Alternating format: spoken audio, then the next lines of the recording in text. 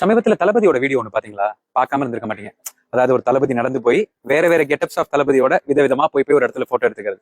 அதே மாதிரி தலையோட வீடியோ பாத்தீங்களா? கண்டிப்பா பாத்திருப்பீங்க. தலை கிளம்பி அப்படி வந்து அட்டகாசம் தலை, அமர்கலம் தலை, அப்படியே சுத்தி சுத்தி பில்லா தலை வரைக்கும் தலையே போய் போட்டோ எடுத்துக்கிறது.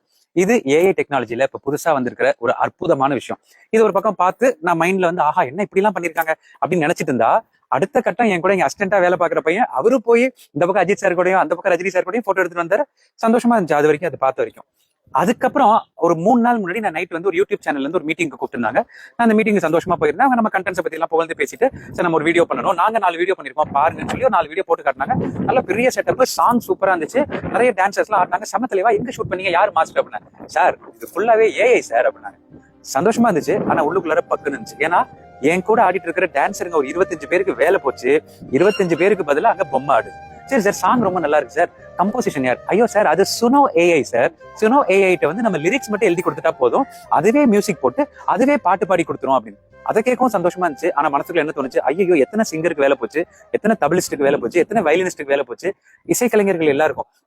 இது உடனே ஏன் ஒரு வீடியோவா சொல்லணும்னு தோணுச்சுன்னா, இப்ப எனக்கு போட்டி என் கூட நடிக்கிற அவரோ இவரோ கிடையாது, ஏஐன்னு ஒரு டெக்னாலஜி வளர்ந்து வந்துகிட்டே இருக்கு. இது வளர வளர என்ன ஆகும், ஒரு பெரிய ஐடி கம்பெனில 1000 பேர் வேலை பார்க்கறாங்களா, வேணாம்ப்பா ஏஐ இனிமேல் பண்ணிரும், 4 பேர் வேலை பார்த்தா போதும் அப்படின்னு சொல்லிடுவாங்க. மேபி இந்த மாதிரி டான்சர்ஸ் நான் நேற்று முந்தானத்து பார்த்தேன் அந்த யூடியூப் சேனல்ல, டான்சர்ஸ் ஒரு 25 பேர் ஆட வேணாம், அதுக்கு பதிலா ஏஐ ஆடி, அந்த வீடியோ அவ்வளவு நேச்சுரலா இருந்துச்சு.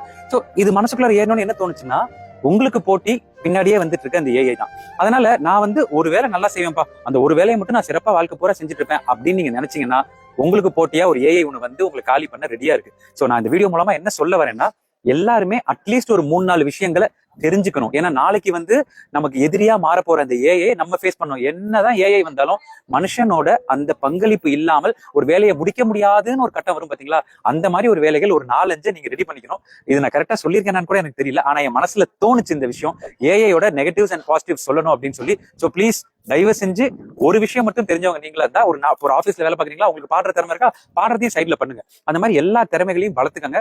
ஏன்னா இந்த ஏஐ டெக்னாலஜி இன்னொரு 10 வருஷம் கழிச்சு எப்படி இருக்குன்னு யோசிக்கவே முடியல. இப்ப நான் இங்க நடிச்சிட்டு இருக்கேன், ஐ மீன் உங்ககிட்ட வீடியோ பேசிட்டு இருக்கேன், ஆனா என்ன மாதிரியே ஒருத்தர் ரெடி பண்ணி உள்ள சீரியல்ல நடிக்க வைக்க மாட்டாங்கிறதுக்கு எந்த கேரண்டியும் இல்ல. So people get ready. Happy new year. இந்த நியூ இயர்ல கண்டிப்பா ஒரு புது விஷயத்தை கத்துக்கிறீங்க, லைஃப்ல வேற லெவலுக்கு போறீங்க. Okay, love you all, by.